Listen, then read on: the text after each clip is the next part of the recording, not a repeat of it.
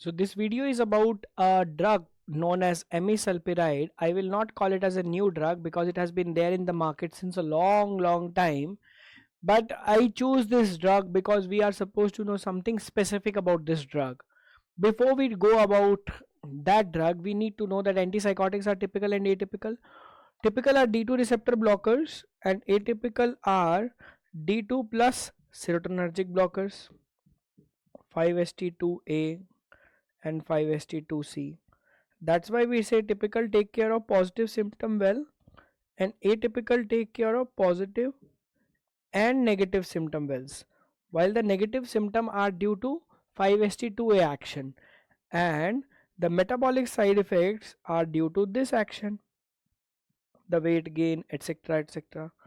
Typical have more EPS because more blockage of D2 receptor. Atypical have less EPS. This is our basics. Why I'm telling you basics? Because we need to know what is uniqueness of amisulpride. You know, amisulpride theoretically is a substituted benzamide, but I call it as atypically atypical. It is an atypical that does not work on serotonin. Then why the hell atypical? It should be typical. No, it is not just D2, it is D3. D2 and D3, not just D2. And it has a very high affinity for D2. But the good part is no serotonin. No serotonin, good part is no metabolic side effect. But then how would it control the negative symptoms? That is the beauty of atypical, not via serotonergic pathway, via another mechanism. No alpha adrenergic, so no hypotension, no anticholinergic side effect, no antihistaminergic. So it is like least disturbance to other, only focus on your work, no D1, D4, D5, D2 and D3. How amisulpride antipsychotic works? It works at two levels. One is a postsynaptic receptor, just like any other antipsychotic work. It also blocks postsynaptic D2 and D3 and works on positive symptom control of delusion and hallucination. But amisulpride in low doses blocks presynaptic autoreceptors, presynaptic D2 autoreceptor. Now autoreceptor have a control over dopaminergic transmission. So autoreceptor if blocked, dopaminergic transmission is increased. I hope you people know that mesolimbic hyperactivity of dopamine causes positive symptom and mesocortical hypoactivity of dopamine causes negative symptom. Mesolimbic hyperactivity causes positive symptom, mesocortical hypoactivity causes negative symptom. Amisulpride, while acting on presynaptic D2 receptor, increases the dopaminergic transmission in the mesocortical pathway, hence helps in negative symptom. Okay, so it at low dose it causes D2 receptor presynaptic blockade, increases the dopaminergic transmission and helps to control negative symptom. This is the good thing about amisulpride. So it has a high limbic sensitivity. High limbic, although it is a D2 blocker, but it is more specific for limbic. It does not disturb the nigrostriatal as much as haloperidol does. So less EPS. It has no 5-HT2C blockade, so no weight gain. What a beautiful atypical which does not have weight gain. Almost all the weight gain, all the pines and dones have weight gain. Less weight gain. But the con is significant hyperprolactinemia and sexual side effect. 2 pros, 1 con. Good. For me, it is a good at atypical.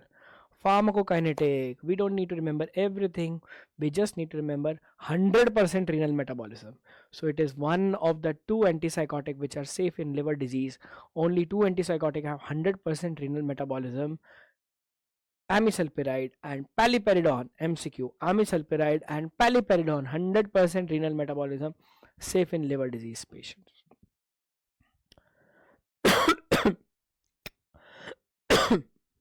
Absorption, bioavailability is good. Cmax 50% fast, half-life 12 hours, primarily excreted by kidney, and that's why we are giving once a day OD formulations so that half-life is prolonged. Adverse effect: amisulpride in lower doses, not much of adverse effect up to 300. At higher doses, 400 to 1200. Endocrine side effect due to hyperprolactinemia. Sexual side effect, again dopamine blockade, sometime insomnia and anxiety, because it also has D2 partial agonism. Just like we had D2 partial agonism in piprazoles, cariprazine, aripiprazole and brexpiprazole, they also have D2 partial agonism, causes insomnia and anxiety. Weight gain, although it is lesser than the other conventional atypical olanzapine and risperidone, but it is more than haloperidol, more than haloperidol. Okay. Drug interaction: it increases the level of tricyclic antidepressant, it increases the center effect of alcohol, potentiate hypotensive effect of antihypertensives, potentiate hypotensive effect of antihypertensives. Contraindication, obviously prolactin tumor, because it increases prolactin, although it is mentioned use with caution in renal impairment, but I would not use. Not much studies in children, not much studies in pregnant. Pheochromocytoma. The good things: no NMS reported, because notes are that much strong. No granulocytosis. Why did I mention this? Negative symptoms: schizophrenia, we have an option of clozapine, we have an option of amisulpride. If you are giving clozapine, you are worried about granulocytosis. If you are giving amisulpride, don't worry about granulocyte.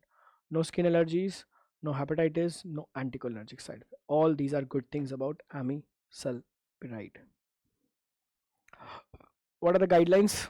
In negative symptom, use 550 to 300 mg per day. It increases dopaminergic transmission. Average dose 100. In positive symptom, give 400 to 1200 milligram per day. Average dose 400. This is Maudsley clinical guideline. How would you switch from other antipsychotic to amisulpride? If you are using piprazole, so over 1 week switch. If you are using dones, over 1 week switch. If you are using pine, a little slower switch. And if you are using clozapine, much more slower switch. The slower dose titration required with pine, faster dose titration can be done with done, and even faster with pips. Okay, switching from this to another. That is all about amisulpride, the most important salient points that you are supposed to know. Please let me know the feedback comments about this lecture in the comments. Thank you.